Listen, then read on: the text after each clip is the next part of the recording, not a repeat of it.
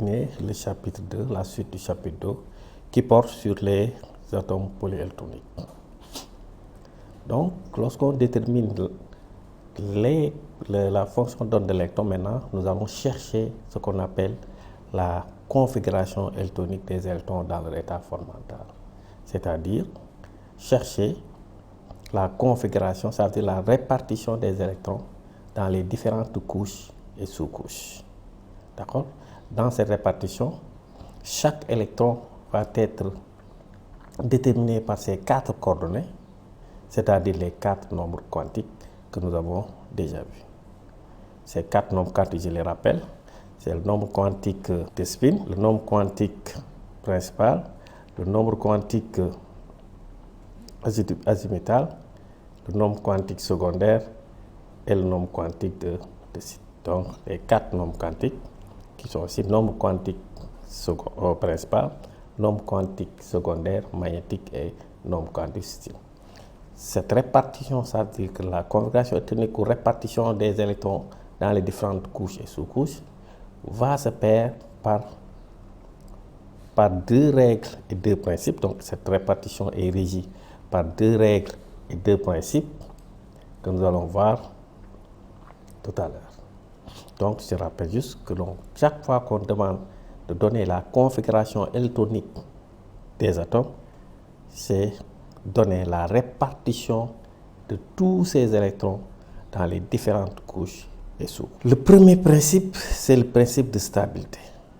On dit principe de stabilité maximum ou d'énergie minimum, qui signifie qu'à l'état fondamental, les électrons sont dans les niveaux d'énergie les plus bas. C'est-à-dire que les électrons occupent les niveaux d'énergie les plus bas. Et pourquoi ceci? Parce que ceci va donner à l'atome une stabilité maximale. Donc, comme les électrons sont dans les niveaux d'énergie les plus bas, et comme nous avons vu que les énergies de l'atome, des électrons, ce sont les énergies en réalité des orbitales, et que l'énergie totale de l'atome, c'est la somme des énergies des électrons. Comme les électrons occupent les niveaux d'énergie les plus bas, donc l'atome va avoir une énergie minimale. Donc, quand vous avez par exemple, quand vous avez deux configurations possibles, celle qu'il faut prendre, c'est celle qui correspond à l'énergie là. Le fait que les électrons occupent les niveaux d'énergie les plus bas va conférer à l'atome une grande stabilité. Principe de stabilité maximum ou d'énergie. La stabilité est maximale lorsque l'énergie est la plus faible possible. C'est un principe. Il n'y a pas d'exception à un principe. Il n'y a pas d'exception. Donc, le principe de stabilité s'applique toujours à l'état fondamental. Et de ce principe, on tire les relations suivantes. Lorsque 2 orbitales ont le même nombre quantique principal, l'énergie de l'orbital est d'autant plus élevée que le nombre quantique secondaire est élevé. Donc, n'oubliez pas, on l'a dit tout à l'heure dans la première partie du cours, l'énergie de l'orbital dépend des nombres quantiques principal et secondaire. De ce fait, quand vous avez deux orbitales, bien sûr, chacune de ces orbitales dépend de n et de l. Donc, si 2 orbitales ont le même nombre quantique principal, se trouvent sur le même niveau, l'énergie de l'orbital qui a le nombre secondaire le plus grand est la plus élevée. De même, lorsque 2 orbitales ont le même nombre quantique secondaire, l'énergie de l'orbital qui a l'énergie de l'orbital la plus élevée est celle qui correspond au nombre quantique principal le plus grand. Donc, ça c'est relatif, c'est lié au principe de stabilité. Donc, pour montrer 2 choses ici, que la stabilité de l'atome dépend exclusivement de l'énergie totale, de son énergie totale. Plus cette énergie est faible, plus l'atome est stable. On va faire une petite application pour fixer juste sur les deux, comparer des orbitales de même énergie. Donc, ici, on dit, par exemple, classer les orbitales suivantes par énergie croissante. E3s, E2s, E5S, ensuite E4S, ainsi de suite, ainsi de suite. Bien sûr, toutes ces orbitales-là ont le même nombre quantique secondaire, S, qui correspond la même sous-couche S, qui correspond au nombre quantique secondaire L égale 0. Donc, quand vous comparez des orbitales atomiques ayant le même nombre quantique secondaire, l'énergie est liée au nombre quantique. Plus le nombre quantique principal est élevé, plus l'énergie est élevée. Pour le deuxième cas,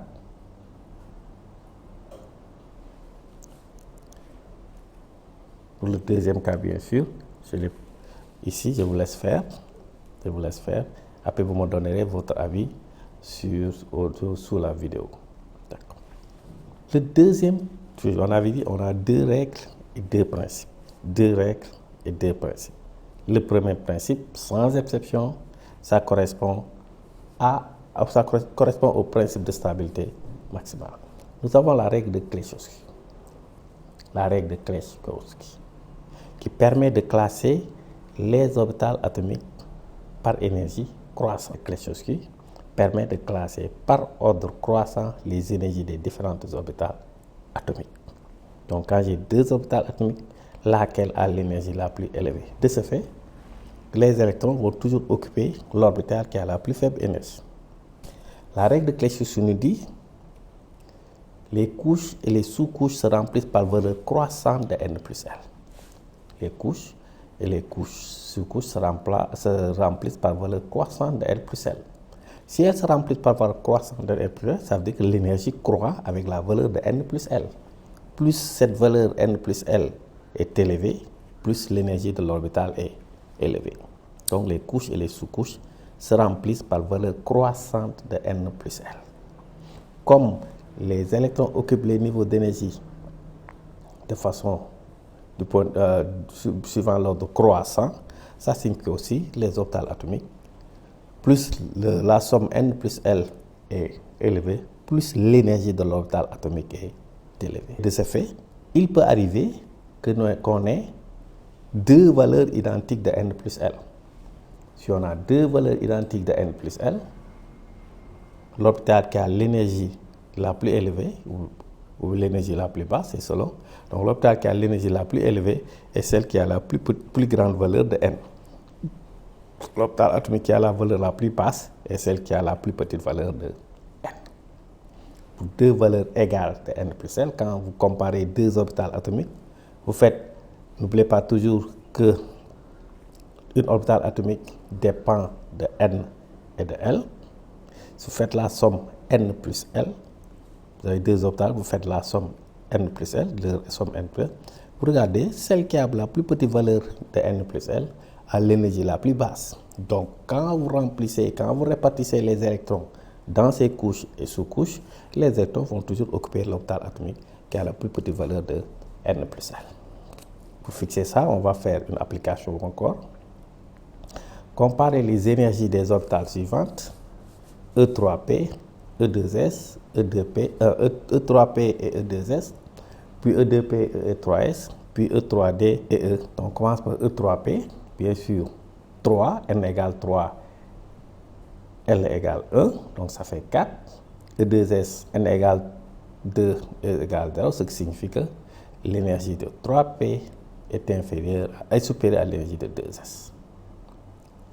Deuxième cas, E2P, n plus L, n égale 2, L égale 1, ça fait 3. E3S, n plus L, c'est 3 plus 0, ça fait 3. Donc on a 2 orbitales qui ont la même valeur de L, donc on va comparer les valeurs de n. Ici n égale 2, ici n égale 3, ça fait l'énergie de 2P est inférieure à l'énergie de 3S. L'énergie de 3S est supérieure à l'énergie de 3. Pour le troisième cas, comme j'ai dit tout à l'heure, je vais vous laisser, vous allez proposer les réponses en commentaire. Règle de Kleshowski, le remplir, on va étudier ici. Donc voici le tableau que nous avons. Ici, nous avons mis les valeurs de L, 0, 1, 2, 3, 4, 5, 6. Valeur de N, bien sûr, L égale 1, N égale 1, ça n'existe pas. Donc ici, tout ça, c'est pas possible. N égale 2, L égale 2, ça n'existe pas. Donc ici, c'est pas possible, ainsi de suite, ainsi de suite. Ça, c'est L égale 1, L égale 2. On voit quand je remplis, ça signifie que je commence toujours par 1S. Ensuite, 2S, 2P, 3S, 3P, 4S, 3D. Pourquoi vous voyez qu'ici, on remplit le 4S avant de remplir le 3D. Puisque 4S, c'est 4 plus 0 égale 4. Alors que 3D, c'est 3 plus 2 égale 5. Donc, on remplit le niveau 4S avant de remplir le niveau 3D. Ensuite, on remplit le niveau 5S avant de remplir, on remplit le niveau 5S avant de remplir le niveau 4D. Même chose. 5 plus 0, ça fait 5. Alors que 4 plus 2, ça fait 6. De la même façon, on remplit le 6S avant d'aller remplir le 4F. D'accord? Puisque 6S, c'est 6 plus 0, ça fait 6. Alors que le 4F, c'est 4 plus 3, ça fait 7. Ainsi de suite, ainsi de suite. On a aussi le deuxième tableau qui permet de résumer ça encore. Ici, par étape, 1S, ensuite 2S, ensuite 2P, ensuite 3S. Donc 2P, 3S. Vous regardez ici, ça c'est la somme N plus S égale 0. Donc c'est terminé. Ensuite, ça c'est la somme N plus S égale 2. Donc, ici, vous voyez que c'est la somme N plus L égale 3. 2 plus 1, ça fait 3. 3 plus 0, ça fait 3. Et si on continue, 3P, 4S.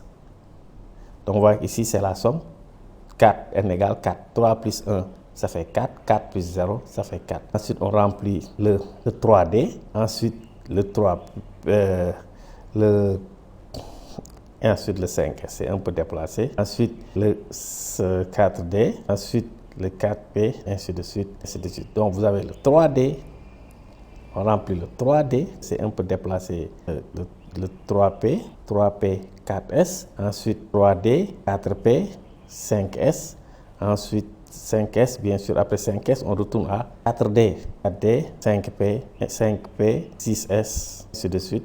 4F, 5D, donc 4F en rouge. 5D, 6P, ensuite 7S. Ici, c'est la somme. N plus R égale 7. 4 plus 3, ça fait 7. 5 plus 2, ça fait 7. 6 plus 1, ça fait 7. Et 7 plus 1, ça fait 7. Donc, je peux bête commence 1. Je mets 1. N plus égale 1. Je fais toutes les combinaisons. N plus égale 2, je fais toutes les combinaisons.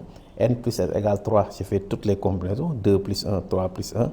N plus égale 4, je fais toutes les combinaisons. 3 plus 1, sachant que 2 plus 2, ça n'existe pas. Parce que si N égale 2, L ne peut pas être égale à 2. 4 plus 0, ça fait 4. Là, ensuite, N plus égale 5. 3 plus 2, 4 plus 1, 5 plus 0. N plus S égale 6. 4 plus 2, 5 plus 1, 6 plus 0. N plus S égale 7. 4 plus 3, 5 plus 2, 6 plus 1, 7 plus 0. Ensuite, je continue. N plus égale 8. 8, ça commence par avoir 8. 4 plus 4, ça n'existe pas. Donc, c'est 6D, 6D, 7P, 8S, ainsi de suite, ainsi de suite. Donc, voici la règle de Kleshowski. Donc, on remplit, voilà, l'ordre de remplissage des orbitales atomiques qui respectent, bien sûr, le principe de stabilité. Donc, en résumé, voici l'ordre de remplissage jusqu'à la fin. S, 2S, 2P, 3S, 3P, ainsi de suite jusqu'à 9S. D'accord? Bien sûr, dans la pratique, les orbitales sont représentées par cases quantiques. Cases quantiques. Et dans les cases quantiques, on va mettre des électrons. Et les électrons sont représentés par des flèches. Bien sûr, on peut aussi représenter par des tirets. Ça, on verra plus tard. Donc, NS, vous voyez ici. Voici une orbitale atomique représentée par un carré qu'on appelle une case quantique avec 2 électrons. Ici, les flèches, les électrons sont représentés par les flèches. Même chose ici, un électron, 2 électrons, c'est NP. N'oubliez pas, on a le nombre de cases que nous avons dans une sous-couche, on l'a déterminé dans le chapitre 3. D'accord? N égale, ici S, c'est L égale 0, une valeur de M. Ici, c'est SP, L égale 1, 3 valeurs de M, moins 1, 0, plus 1. Ici, D, L égale 2, moins 1, 0, plus 1, plus 2. Donc, et on met des... Bien sûr, l'orbital peut avoir 2 électrons, on verra plus tard, un électron ou pas d'électron du tout. Donc le deuxième, nous allons voir le deuxième principe qu'on appelle le principe d'exclusion de Pauli, qui nous dit quoi? Que dans un même atome, 2 électrons ne peuvent pas avoir le même état quantique. 2 électrons ne peuvent pas être identiques à 100%, c'est pas possible. Donc 2 électrons d'un même atome ne peuvent pas être identiques à 100%, ils ne peuvent pas être dans le même état quantique. Qu'est-ce que ça signifie? C'est-à-dire qu'ils ne peuvent pas avoir leurs 4 nombres quantiques identiques. Les 4 nombres quantiques ne peuvent pas être identiques. On peut avoir tous les 4 nombres quantiques différents. On peut avoir 3 nombres quantiques identiques, le 4e différent, 2 nombres quantiques identiques, les 2 autres différents, un nombre quantique identique, les 3 autres différents. Mais ils ne peuvent pas avoir leurs 4 nombres quantiques identiques. De ce fait, si 2 électrons ont le même spin, ça veut dire qu'ici, dirigés dans le même sens, on l'a déjà vu aussi ça dans le chapitre 2, spin positif plus 1,5. Si 2 électrons ont le même spin, c'est-à-dire qu'ils sont nécessairement dans 2 orbitales atomiques différentes. 2 orbitales atomiques différentes. Si 2 électrons sont dans la même orbitale atomique, ils ont nécessairement des spins opposés. D'accord? Si 2 électrons sont dans la même orbitale atomique, nécessairement, ils ont des spins opposés. Ça, c'est le principe d'exclusion de Pauli, et je rappelle qu'un principe, pour un principe, il n'y a pas d'exception. C'est toujours vérifié. Quand 2 électrons sont dans le même atome, ils ne sont jamais dans le même état quantique. Ils n'ont jamais leurs 4 nombres quantiques identiques. Et quand vous avez 2 électrons dans le même, il n'y a que 2 possibilités qui peuvent avoir lieu. Soit ces 2 électrons sont dans la même orbitale atomique, soit ces 2 électrons sont dans 2 orbitales atomiques différentes. 2 orbitales atomiques différentes. De ce fait, si ces 2 électrons sont dans la même orbitale atomique, ils ont des spins opposés. Si ces 2 électrons ont le même spin, ils sont nécessairement dans des orbitales atomiques différentes. Donc ici on a plus 1,5, ici on a plus 1,5, donc les deux sont dans 2 orbitales différentes. Ici on a 1,5, plus 1,5, ces 2 orbitales, 2 électrons sont nécessairement dans 2 orbitales atomiques différentes. Quelle est la conséquence de ce principe? Ce principe, bien sûr, va limiter le nombre d'électrons qu'on peut avoir dans une orbitale atomique. N'oubliez pas qu'il n'y a que 2 spins. Ce principe limite le nombre maximum d'électrons que l'on peut avoir. Dans une orbitale atomique, le maximum c'est 2.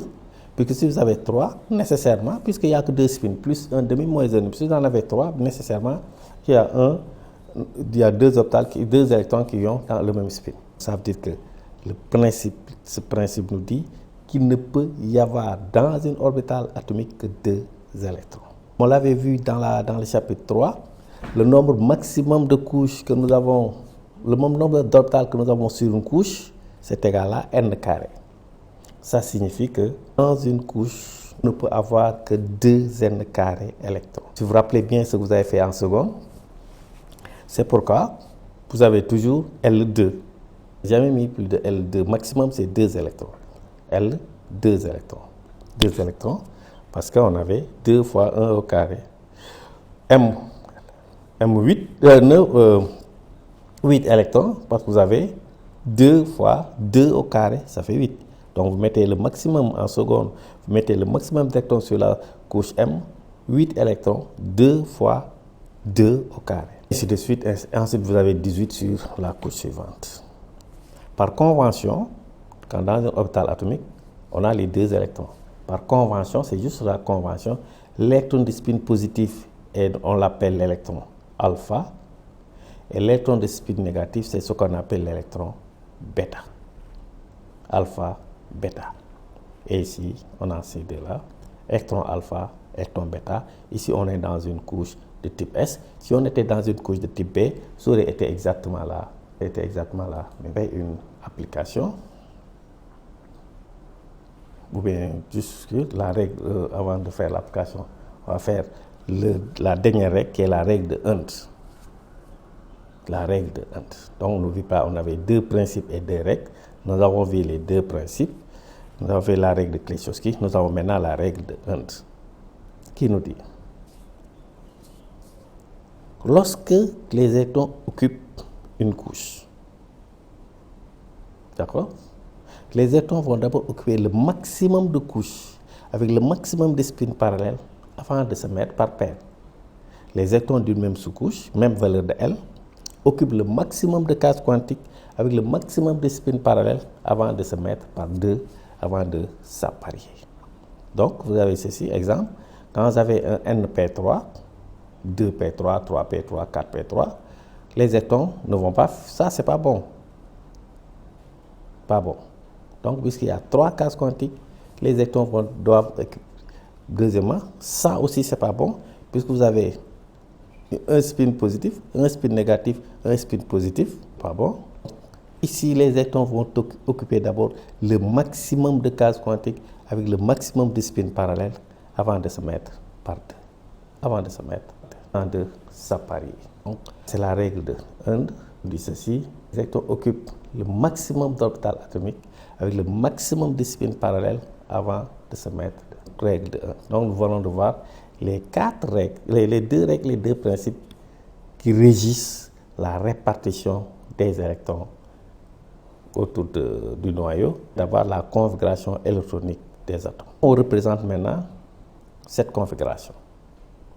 Pour écrire la configuration électronique, il faut placer les sous-couches, les orbitales, dans l'ordre énergétique croissant. On l'a vu tout à l'heure avec la règle. C'est la règle de Kleczowski qui nous donne cette répartition inédite des orbitales atomiques, suivant l'ordre croissant. Donc, on place les orbitales 1s, 2s, 2p, 3s, 3p, 4s, 3d, et ainsi de suite. On place les sous-couches dans l'ordre énergétique croissant. Et on met en exposant le nombre d'électrons se trouvant dans la sous-couche. Mais en exposant le nombre d'électrons dans l'orbital atomique. Par exemple, si vous avez 1s2, signifie que 2 électrons sont dans l'orbital s. Voilà ce que ça signifie. Écrire la configuration électronique, c'est placer toutes les orbitales contenant des électrons. Quand vous avez des orbitales qui n'ont pas d'électrons, si j'ai 2 électrons, je n'ai pas besoin de mettre le 2s, le 2p, le 3s, le 3p. Je remplis juste le 1s. Donc, je mets dans l'ordre énergétique croissant toutes les orbitales contenant des électrons, pouvant contenir des électrons. Et je mets en exposant le nombre d'électrons se trouvant dans la sous-couche.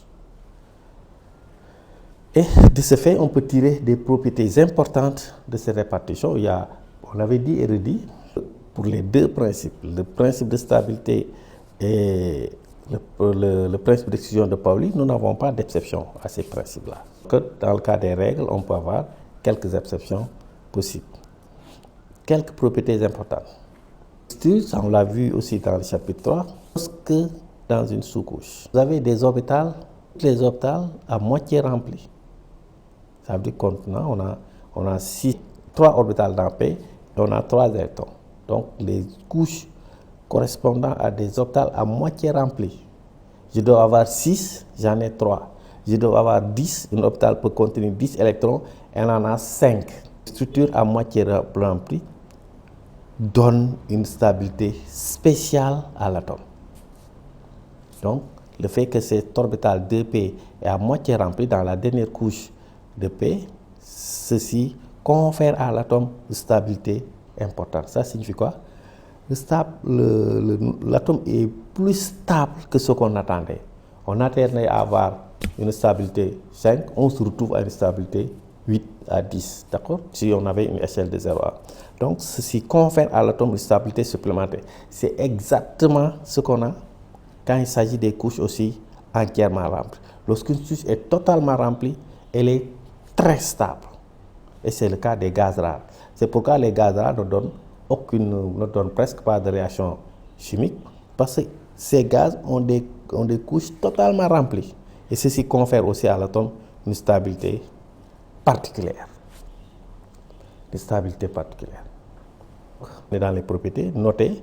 Chaque fois qu'on vous demande de comparer la stabilité de deux atomes ou bien de deux structures, vous regardez d'abord les orbitales, la couche finale qu'on verra plus tard, la couche externe.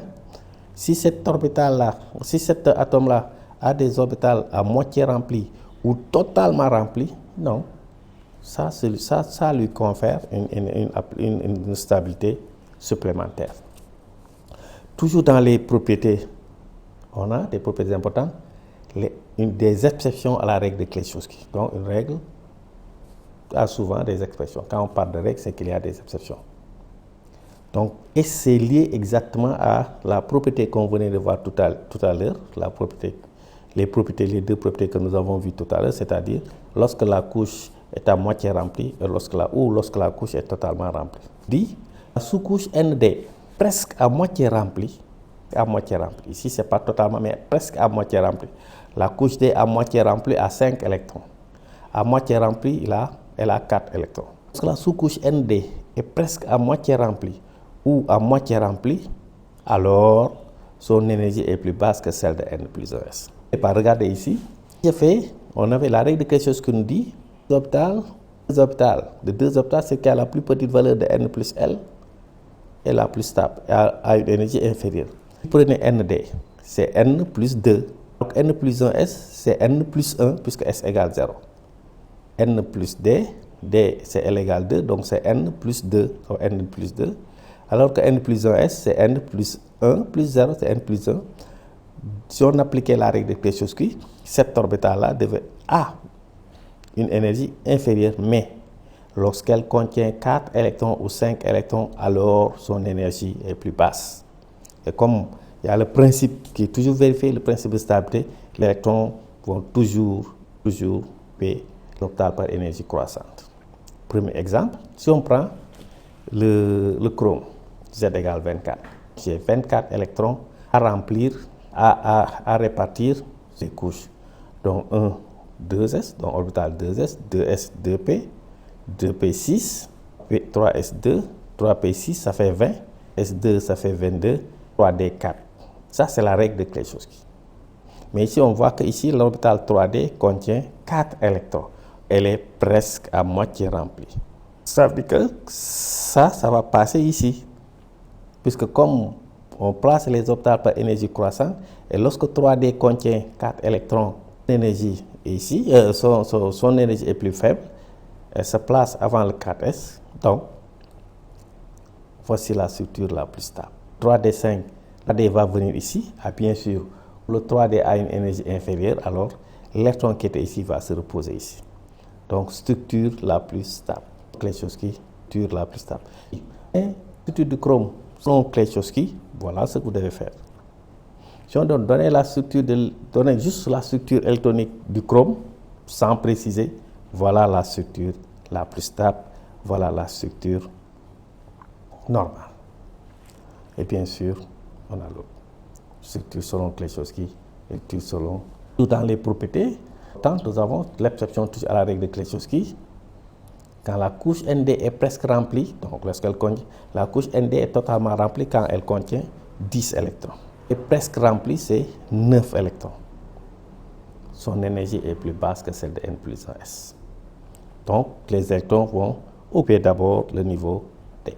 Dans le cas du CU, voici la structure de Kleschowski, 29 électrons, 18, 20, 29. Comme lorsque la sous-couche D contient 9 ou 10 électrons, son énergie est plus faible, cette orbitale-là va venir se mettre ici.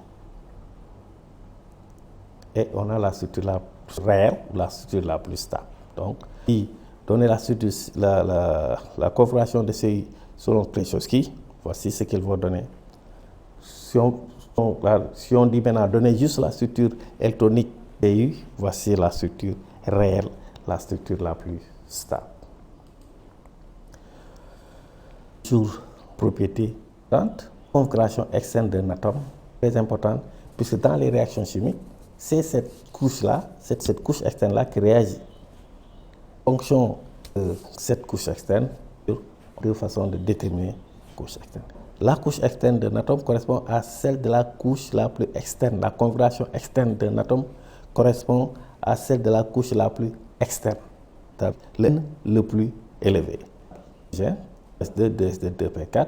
Et la couche externe, c'est la couche n égale 2. Donc la configuration externe, c'est 2S2, 4. La couche externe, c'est n égale 2, n le plus élevé. La configuration externe, c'est 2S2, 2P4. Si on prend le cas de Ni, ce qu'on a. La plus externe, c'est n égale 4. Configuration externe de l'atome, c'est 4S2, 3D8. Donc, et sa propriété, la couche ND n'est pas totalement remplie, elle fait partie de la configuration externe de l'atome. Si la couche ND n'est pas totalement remplie, elle fait partie de la configuration externe de l'atome. Donc la configuration externe d'un atome correspond à celle de la couche la plus externe, mais si la couche ND n'est pas totalement remplie, elle fait partie de la configuration externe de l'atome. Mais si on me demandait juste là, etc. On tous, à part gaz, ont tous la même configuration externe. NS2, NP6. NS2, NP6. À part l'hélium, 1S2, l'hélium, 1S2, tous les autres gaz rares se terminent par NS2, NP6, 3S2, 3P6, 4S2, 4P6 jusqu'à l'organisation dernier gaz rare découvert en 2016. Cette application, ce qu'on a vu avant d'attaquer la dernière partie du cours. Donner la configuration électrique et celle externe, donc des éléments suivants. Le 16S, 1S2, 2S2, 2P6, 3S2, 3P4. Configuration externe, 3S2, 3P4. 2S2, 2P6, 3S2, 3P6, 4S2. Configuration électronique externe, 4S2. CI, on l'a déjà vu. S1, totalement rempli. La sous-couche D, quand elle est totalement remplie, elle ne fait pas partie de la couche externe, de la configuration externe.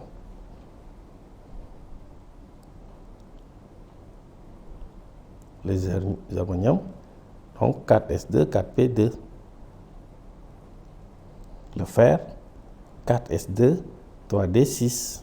Donc, puisque la couche D n'est pas totalement remplie.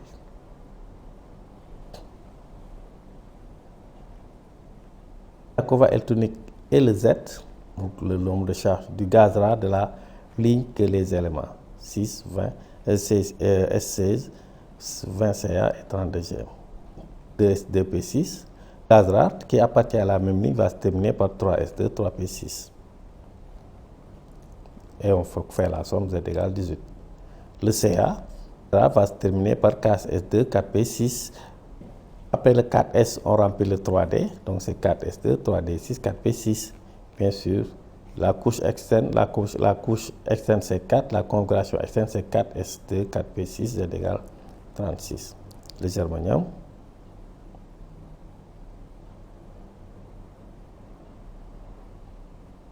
donc il suffit juste d'ajouter 4 électrons ici pour avoir la structure la plus stable. Donc nous allons arrêter ici l'enregistrement de la vidéo. Ça a duré à peu près plus de 30 minutes. Et on va revenir pour bien sûr terminer le chapitre dans une troisième vidéo. Merci encore de votre attention et à la prochaine.